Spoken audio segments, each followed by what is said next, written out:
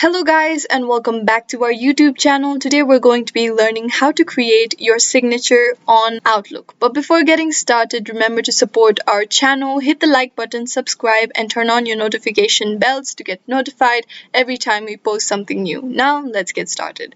First, open your preferred browser and then open Outlook. Log into your Outlook account and then you'll be introduced with an interface such as this. Now go ahead and go to the left side of your screen. You can see the new mail button. You tap on it, then you will be led to this page. On top of this page you can see the signatures icon. You click on it and then click on signatures. Over here you're going to click on new signature. After that you enter your signature name. On this window you're going to create your signature. You can add images, you can add links, you can add text. I'm going to be entering text. You can edit the text as you want. You can edit the fonts, the font size, the style of the text, as well as the color of the text. And you simply tap on save. If you want to set this as your default signature, you scroll down and then you can see for new messages, you can set your work signature as your default signature. For replies, if you want to set it as default again, you tap on work